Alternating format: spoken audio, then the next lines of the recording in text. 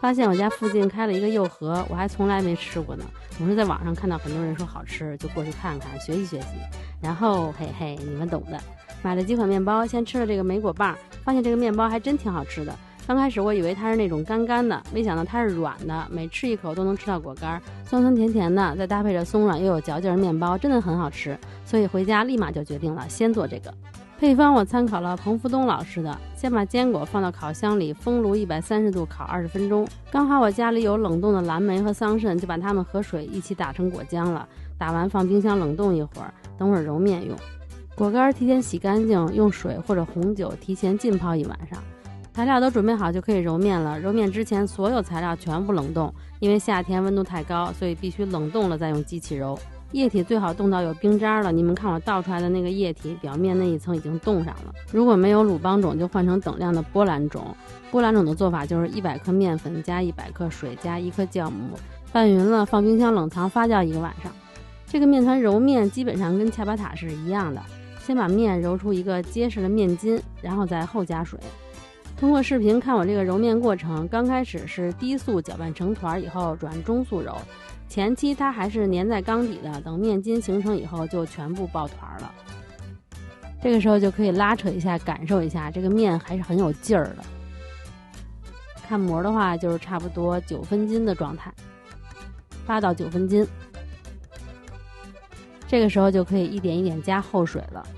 如果你们做过我上一期发的恰巴塔的那个配方，再做这个，那这个打面就会觉得非常轻松。这个含水量没有恰巴塔的高，而且也不用加油。后加的水也是要放到冰箱里冷冻或者冷藏，少量分次的添加。低速混合均匀以后再转中速打一下，然后再加下一次水。最后揉好的面就是可以拉很长不爱断就可以了。看模的话就是这种完全扩展阶段。揉好的面要给它控制在22到24度，然后就把坚果和果干放进去，低速给它们揉匀就可以出缸了。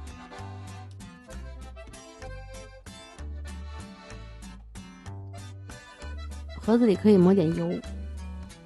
面团放进来以后，还是先给它折叠一下，给它折叠出一个光面，然后再发酵。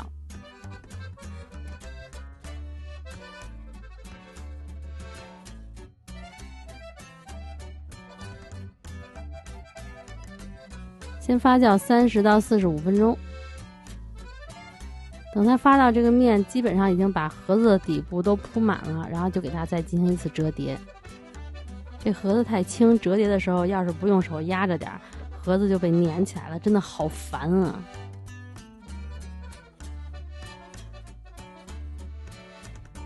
啊！真的烦死。这个时候如果你不着急的话，就给它放到冰箱里冷藏发酵1晚上，如果着急的话就室温发就可以了。室温发就给它发到体积2倍大，按下有轻微回弹，差不多要发2个多小时。因为这个料太多了，一直压着这个面，所以很难发起来。发好以后就给它表面多撒点粉，给它倒出来。这个面包真的你们一定要做，这个做起来比恰巴塔简单多了。恰巴塔倒出来还不能破坏气泡，这个就完全不用担心，因为这个做出来就根本不会有气泡。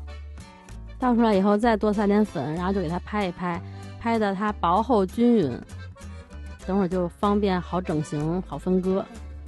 然后就给它切成一条一条的，我是每个200克大小。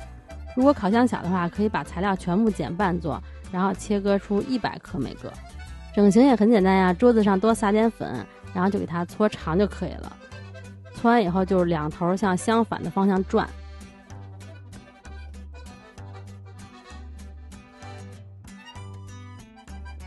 然后就直接给它摆在油布上。刚开始我还想着专业点，先给它放在发酵布上发酵，后来一想我都没有这么长的转移板，还是直接放烤盘上比较方便。